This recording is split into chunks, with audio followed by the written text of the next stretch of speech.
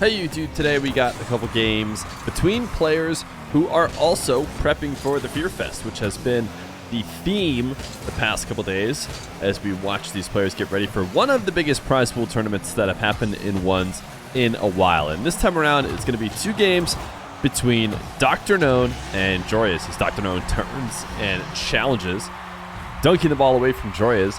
If you guys don't know who these people are, Joreuz has played in so many different ones tournaments, I would be appalled to have you know, or have you say that you don't know who he is.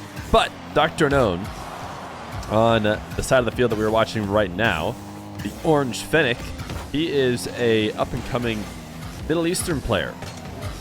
And unlike some of the other Middle Eastern players, or not just Middle Eastern players, but youngsters that we've seen play in general, he is not all mechanics. He seems to have a very smart ones game and has used it in order to get some wins that have been pretty impressive in ranked, although I don't think we've seen him get a show match win. He's played against Dark. I want to say he played one other match. I'm trying to remember who it was, but I don't think it went too well for him. In fact, I think it might have been Fast. It might have been another up-and-comer, another next-gen level player, and DrKnown had some weird controller issues, but it didn't really seem to affect him too much in the sense that I wouldn't bet on his victory even if his controller was fine in that match. But that being said, there's a reason why we're still watching DrKnown replays, and it's because lots of players in his position have started out, you know, putting up respectable fights against top players. DrKnown probably should have scored there. Joreuz just gave him such a free one. Starting out just putting respectable fights, maybe not winning, before eventually turning in and winning consistently against the best players. In fact, I was thinking recently, we're going to do another Next Gen tournament. You guys have heard me talk about that before, and that's still the case. But Next Gen's champions were Chronic, Daniel, and Joreuz. Those are the three players who have won a Next Gen tournament. And that's good company to be in. That's why we need to run another one of these, because almost everybody who played in those previous Next Gen tournaments has now aged out, and all of them wouldn't have been eligible anyways. So there is somebody inside this squad of people who are going to become another, you know, Daniel, Joreuz, or Chronic, which, if you guys are keeping track right now, I think Daniel and Joreuz 1 and 2 in the world in 1v1, not just under 15 1v1, but all of 1v1. And then Chronic, you know, maybe not the MVP, but definitely a strong contributor in his major winning team. So I think that these players are always somebody you need to watch, and if you learn their names, oh, this is a crazy shot. Joreuz actually not quite able to finish, but if you learn their names, you might be able to show off one day, say, you know, I knew all about DrKnown before he eventually becomes an RLCS player. Maybe in 2 years, maybe in more. You know, you never know. With the way people are talking about in the community about the age restrictions and wanting to move them up, you know, maybe it's going to be an even longer wait for DrKnown before he can play in the RLCS. We'll have to see. But oh, look at this shot right here. DrKnown eligible reset. I'm going to go back and just watch it real quick from his perspective, because it is one worth noting as he chips it up towards net. Great shot. Tied up 2-2. Bit of a low scoring affair between DrKnown and Joreuz, admittedly. Joreuz was the one in favor most of this time. During kickoff win. Can he get two in a row? DrKnown can. The patience as Joreuz panics, flipping back onto the back wall. DrKnown is not the first time that he has made the veteran look, you know, like the panicky youngster, and he has looked like the calm, collected 1v1 veteran. Of course, it's hard in that position not to worry about the ball bouncing in. Joreuz does have a dribble now. So he pops the ball into a wave dash. Not sure he meant to fake a flick. I mean, I think he would have rather connected on the flick, but was forced into making it a fake as he loses control of the ball. 4-2 now for DrKnown. One of the biggest leads of the game, because I think we've only seen a 2-0 lead, maybe not even, for Joreuz. Not often that's the case in 1v1. Minute 30 left to go. Little pre-flip flick from Joreuz to maybe try and surprise DrKnown. Get a little bit of extra power on it, a little bit extra speed, and sometimes that shadowing defender had started to slow down or, you know, reverse back towards the play, thinking they were going to have a chance to challenge, and then you explode the ball out just a little bit extra, but DrKnown was still there. Now wall to air dribble. Look at this early challenge, and Joreuz actually ends up slamming the ball into the ceiling right where DrKnown is. DrKnown, is he going to score again off this? Joreuz forced to make a late recovery. He's able to pick up a single pad. Ooh, he's fortunate that DrKnown didn't punish him and get a fifth. So 45 seconds. Joreuz probably needs to score this air dribble if he wants to make his way back. And that is great coverage from DrKnown. And look at the recovery as well. You'd think Joreuz was going to be able to get boost and possession the way that he got to that corner, but DrKnown was back so quick, and he does not back down with 0 boost. He knows when it makes sense to challenge, and that's actually a nice angle as well.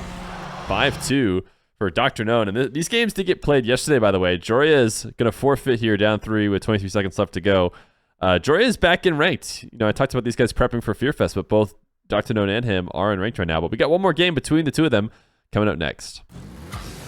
Joreuz and DrKnown. You can tell this game was queued into shortly after the other one because both these guys rocking the same exact car. Maybe they just immediately popped right back in. We'll see how this one goes between DrKnown and Joreuz. DrKnown able to get the win against the high tournament finishing Dutchman. Joreuz has always been able to pull off the big wins when needed most.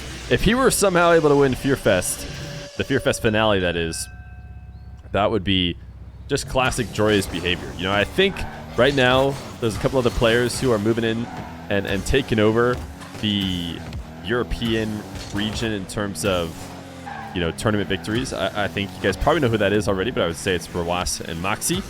Moxie for the EU portion, Roas for the Middle Eastern players. Maybe TRK, who is going to be participating in Fear Fest finale, might just be the one to take it down. But I actually haven't had TRK win a tournament of mine. I'm not sure TRK's won a tournament of Johnny's. So to say that, I'm not sure TRK has won a tournament because I'm not sure how much he's been in the one scene looking to get tournament wins, you know, since the end of the Salt Mine era when other big tournaments were being run. So an opportunity to get a really, really big tournament win here for, you know, TRK, or are we just going to find Roas and Moxie once again in the grand final? There's a really good chance. But as I was saying, if Joreuz was to come out and somehow get a win, that would certainly be classic Joreuz behavior. DrKnown demo should be able to get around this, and barring a terrible spawn for DrKnown, should be getting a second goal. I like the idea of having open qualifiers and closed qualifiers because I like the idea of, you don't know for sure, but having a good feeling that nobody is secretly out there that is really the best player. That's a great dribble at 50 by Joreuz. Technically, if we haven't heard about the best player before, they could join the qualifiers and they could make it all the way to the main event and then win the event. Now, that's never happened before, and it's actually never really even come close to happening. The only time that anybody in the qualifiers has made it even into a stage farther than they got invited to, that's a great 50. Both these guys going back and forth with 50s on each other. Was, if you guys remember, Fear 5, Mo, who I would have invited to the closed qualifier if he had just asked me, ended up like not talking to me in time or something and playing the open qualifier, and he made it through that and the closed into the main event. So, you know, that was the longest run from somebody from an open qualifier. But like I said, it's kind of with an asterisk because I definitely knew of Mo already at that point and would have invited him past that stage. So if you guys are thinking about those players this time around, it's going to be HP and Karka. Those are the players from EU MENA. And then the qualifiers from the Open are Bolton and Mist.